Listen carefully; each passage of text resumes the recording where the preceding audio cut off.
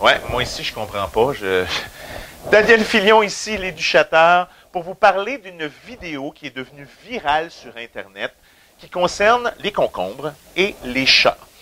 Des gens positionnent un concombre derrière un chat qui est en train de manger et lorsque le chat se retourne, il saute dans les airs de peur.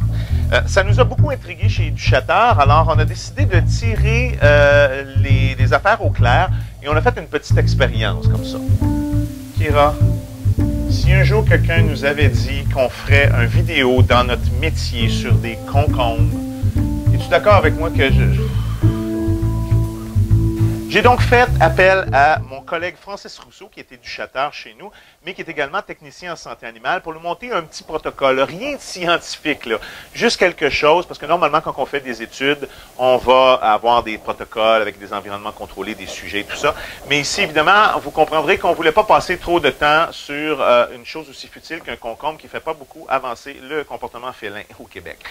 Donc, Francis nous a quand même concocté une petite expérience avec 20 chats et 3 groupes. Le premier groupe où l'on présentait un concombre, exactement comme dans la vidéo, à un chat qui est en train de manger, on regardait sa réaction. Le deuxième où on présentait un tout autre objet qu'un concombre que le chat n'avait jamais vu pour savoir est-ce que c'est vraiment le concombre qui fait peur ou si c'est juste la vue d'un nouvel objet.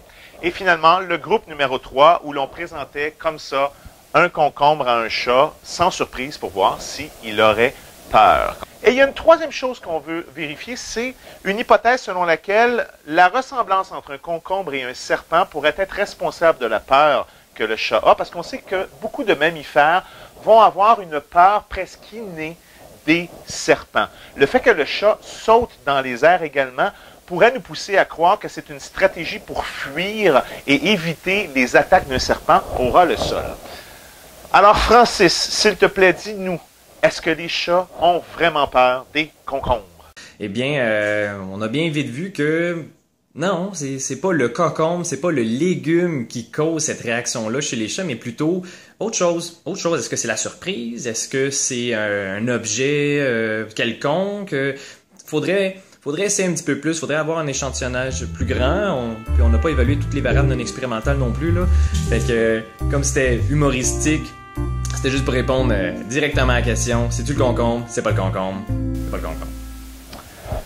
C'est à peu près la réaction que l'on a eue de nos chats. En fait, sur les 20 sujets testés, aucun chat, 0, n'ont réagi au concombre. Alors, ça nous a un petit peu découragés, mais ça ne nous a pas beaucoup surpris. On n'a pas été vraiment plus loin parce que pour pouvoir tirer des conclusions de cette expérience-là, il aurait fallu avoir beaucoup plus de sujets et, comme j'ai dit plus tôt, on ne voulait pas passer trop de temps sur quelque chose d'aussi futile qu'un concombre. Alors, mais ça nous permet de dire 2 choses. Il y a 2 raisons pour lesquelles on ne devrait pas faire cette expérience-là. La première, parce que vous allez probablement faire ça absolument pour rien. Votre chat n'aura pas de réaction comme les 20 chats de notre expérience. Ou encore, si votre chat a une réaction, pour nous, c'est un petit peu un stress inutile à faire subir à votre animal, juste pour le plaisir de le voir sauter. Pourquoi stresser nos petits minous comme ça? Hein? Alors voilà, la lumière est faite sur le concombre et les chats. C'est la façon que les concombres devraient vraiment être utilisés.